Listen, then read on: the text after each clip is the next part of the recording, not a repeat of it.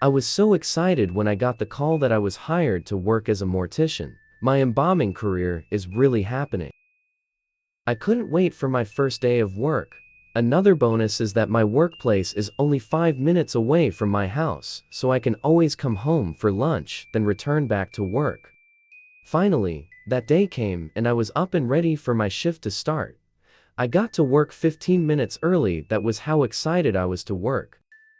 I was greeted by everyone who worked there. There was a total of 4 of us that day.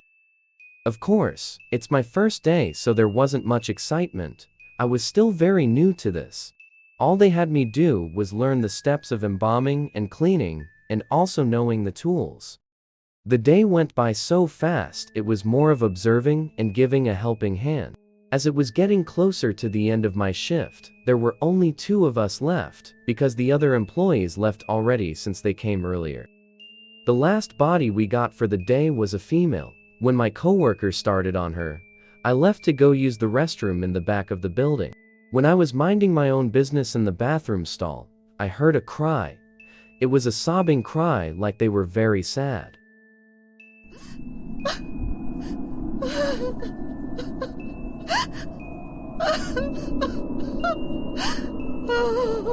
Along with the cry, I heard feet shuffling across the bathroom floor.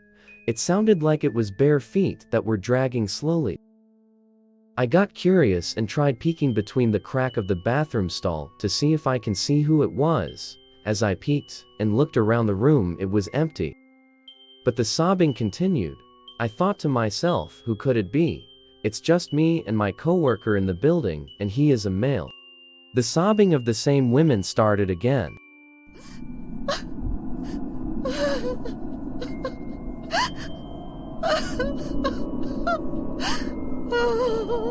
While sitting on the toilet, confused, I started to feel the hair on my neck stand up.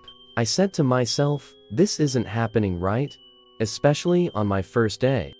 I took a deep breath and slowly gathered up all the courage that I had left and opened the door to the stall super fast, just in case I encounter whatever that was crying. I swung the stall door super quick, that it slammed right into the toilet paper holder and cracked it. I got out and washed my hands super quick and bolted out. I went straight to my coworker who was still cleaning the female's body and asked if he heard someone crying. He chuckled and said nope, I didn't hear anything. As we both stand there, I looked at the female body lying on the table. Her face looked so sad in a way where you can almost feel what she was going through before she took her last breath. I asked my coworker if I could see her chart. He handed it to me, and I looked through her chart and came upon how she had passed. Turns out, she shot herself, and that was her cause of death. After I was done reading her chart, I went back to look at her body and stared at her face. As I examined her face, I saw a small clear drop of tear run down the corner of her right eye to the side of her face. My heart skipped a beat, and I just dropped to the floor.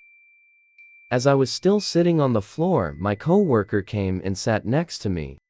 He patted my back and said that don't be discouraged, this happens a lot in this job. He's been at it with his work for more than 4 years, and he has seen it all.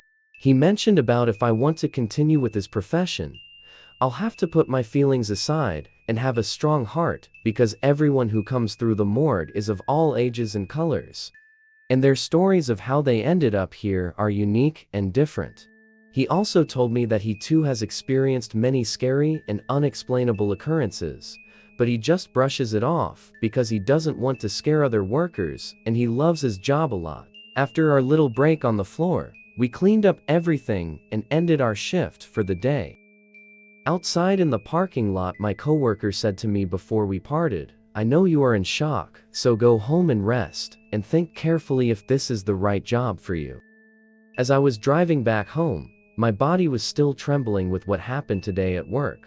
That night, I rethink everything carefully and decided to not go back. Everyone thinks that working at a morgue is scary and sad, but to me as an employee, I love my job as a mortician. I've spent 5 years of my life dedicated to this profession. I've never experienced anything scary or paranormal. My favorite shift to work would be the night shift.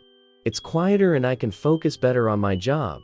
Every night, after cleaning up everything and ending my shift, I always turn the alarm on, just in case anyone decided to break in for whatever reason. The alarm has motion detectors, so if it catches anything moving, the alarm will go off, because there shouldn't be any movement after the building is closed for the night. Around 3 a.m., my phone alarm went off. It was notifying me that the motion detector at the morgue went off. I suspected that there was a break-in. I dialed 911 as fast as I could while rushing to my car and headed to my workplace. I met up with the cops and we both went inside to check the place out.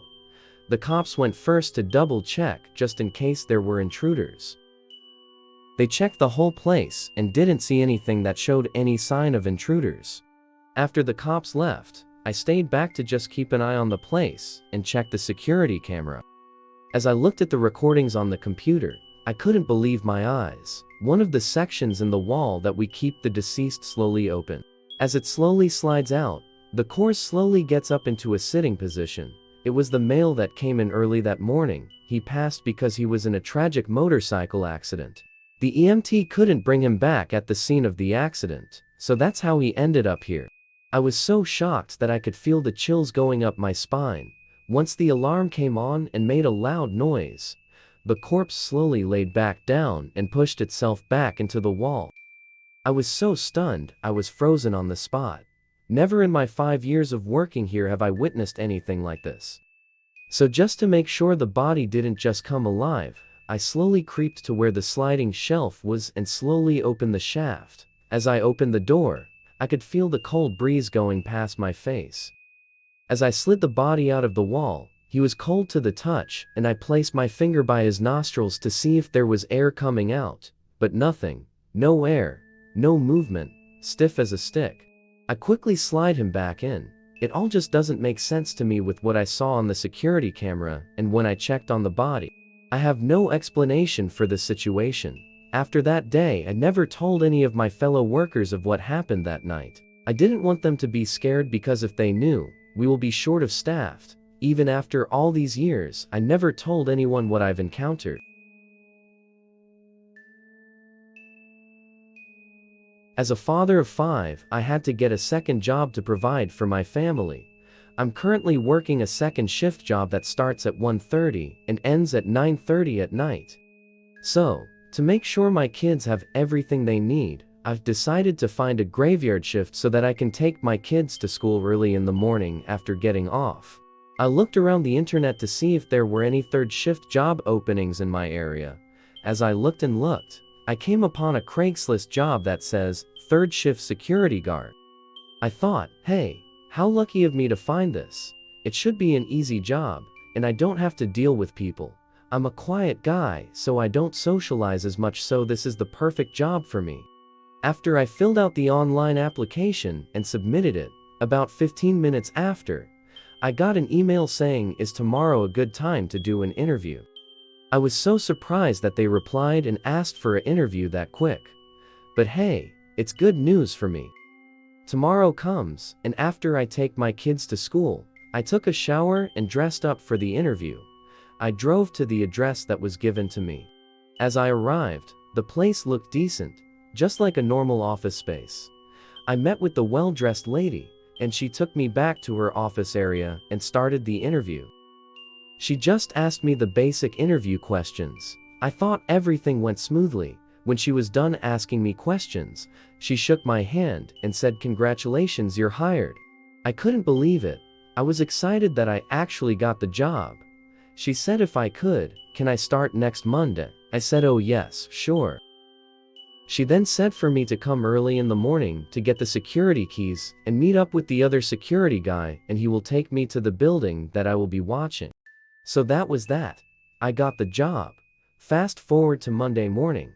I drove back to the office and got the security keys and met up with the guy that I will be working with.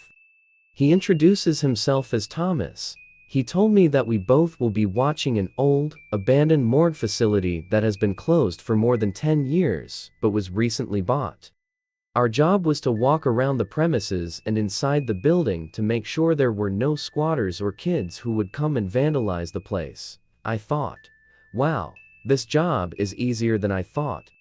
He said, see you tonight, and we parted ways. That night, I kissed my wife and kids goodnight and said I'll see them in the morning.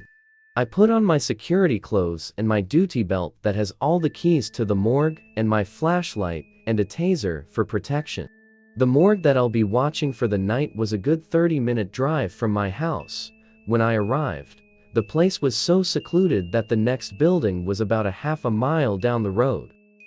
The area was so dark that it was hard to even see the road that leads to the morgue. As I parked my car, I saw Thomas driving up the driveway. He parked right next to me and greeted me. He told me that we will have to put on headlights because the place doesn't have any electricity or lights because it's been vacant for so long. As we approached the empty building, said to Thomas, "Where are we going first?" He laughed and said, "Sorry, I forgot to inform you that we won't be looking at this place together. You go your way and I go my way. We will meet back here at the side door when our shift is over. If you need me, just call me on the walkie-talkie." He gave me a map of the place and said jokingly, "Don't get lost now." He chuckled and entered the building. When I heard that we won't be together in this dark building, kind of got spooked a little bit, but as a man I shouldn't. I thought about my family and took a deep breath and entered this creepy building. The place was so run down that the wallpaper was peeling off. Some of the windows were broken, and you could feel the cold night air seeping through.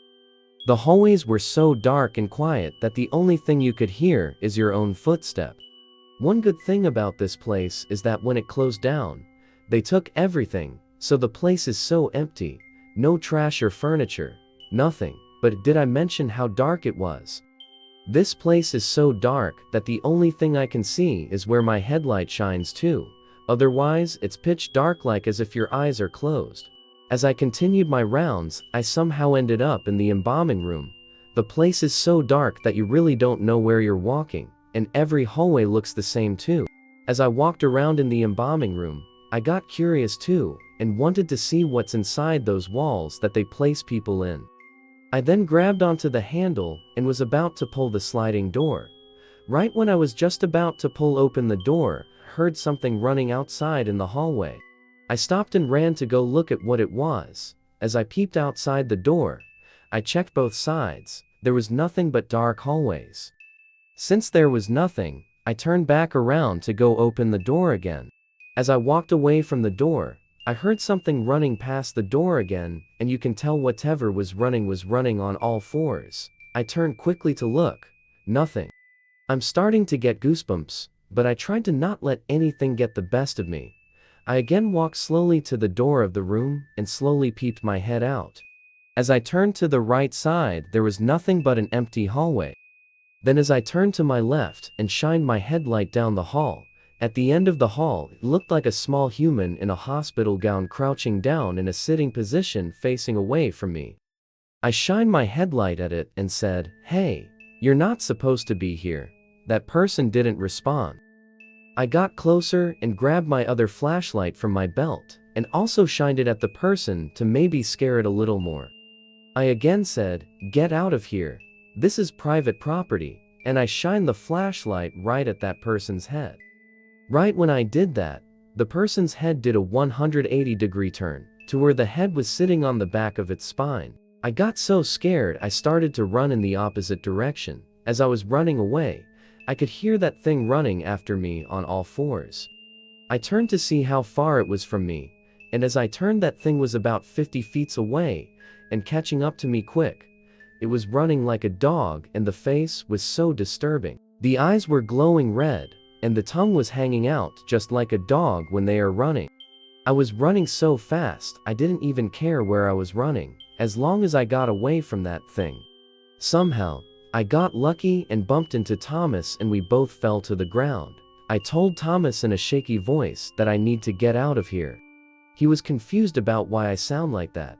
He then walked me to the exit door and asked what happened. It's only been 3 hours into our shift. I asked him, "Tell me the truth. Is this place haunted?" He didn't say anything but just looked at me. I grabbed his shoulders and said, "I know you know this place is haunted."